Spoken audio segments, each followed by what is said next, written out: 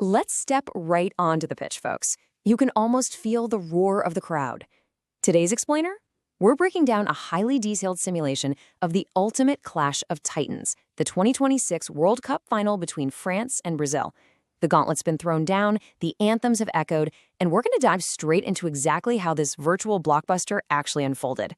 So the core question we're looking at here is what actually happens when France's relentless, brutally physical tactics collide head-on with Brazil's wide attacking flair on the absolute biggest stage in international football.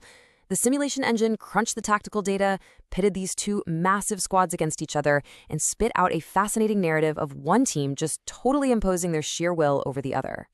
Just looking at the timeline of the match from the opening kickoff, France didn't just settle into the game, right? They hijacked it. An incredibly early shock totally upended Brazil's game plan. And you can see how that momentum just snowballed into a crushing late first half strike. It was basically a wire-to-wire execution of a brilliant, suffocating strategy. They forced Brazil to play catch-up literally from the first whistle. Right out of the gate, we get what the simulation perfectly describes as a total shocker. Ousmane Dembele leverages that terrifying acceleration of his to just tear through the Brazilian lines. He shifts upfield, breaks free, and absolutely hammers the ball home. The simulation explicitly notes Brazil's sleepy start. I mean, they were stunned.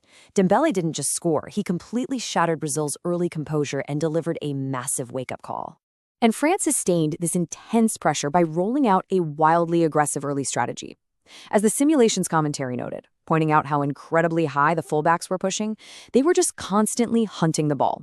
They suffocated Brazil's wide players and physically wrestled control of the pitch. Basically, France wanted to see exactly how long they could suppress the opposition, and honestly, it worked flawlessly. But that high press doesn't work without this watertight, physically imposing midfield anchoring the whole thing. We're talking Adrien Rabiot, Aurélien Tchouameni, Theo Hernandez, and Jules Koundé. This unit intercepted passes, harried ball carriers, and completely neutralized the center of the park. It was so effective that it forced Brazil to just abandon their rhythm and desperately start heaving long balls forward. This relentless physical suffocation led directly to a knockout blow just before halftime. Michael Olise chases down a loose ball, absolutely refuses to give up on the play, and slams it into the net. As the virtual commentary so vividly put it, France are now luxuriating in a 2-goal lead. The turning of the screw comes to mind. Brazil was left reeling, suddenly trailing 2-0 as the whistle blew on a pretty disastrous 45 minutes. What we were witnessing here was a literal clash of identities. On one side, you've got France's unapologetically persistent defense, a dogged, intensely physical system that just constantly muscles the opponent off the ball. And on the other side, Brazil's beautiful simplicity, relying heavily on sweeping crosses and the individual magic of players like Neymar and Vinicius Jr. It was sheer physical willpower going up against technical artistry. Going into the second half, the focus shifted entirely to this impenetrable defensive wall.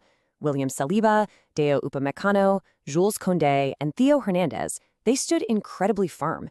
They were executing these stubborn, last-ditch clearances, climbing high to head away danger, and completely absorbing and ultimately crushing any hopes Brazil had of a comeback.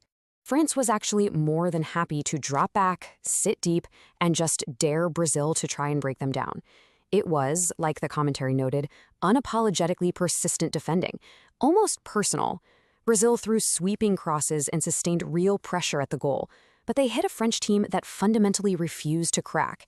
Every tackle packed a punch, every single block was perfectly timed. The defense was basically infallible. So, despite Brazil maintaining heavy possession and constantly hearing the ball in the latter stages, France's structured dominance held true. At the final whistle, the verdict was pretty clear. They were simply beaten by a better team on the day. France aggressively enforced their will right when it mattered most, securing a 2-0 victory forged in pure, unyielding tactical discipline. So we've just walked through a virtual 2-0 French tactical masterclass.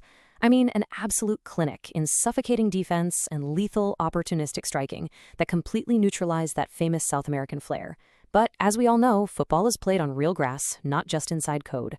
Do you think this relentless, physical French system will truly overpower Brazil when they inevitably meet on the world's biggest stage?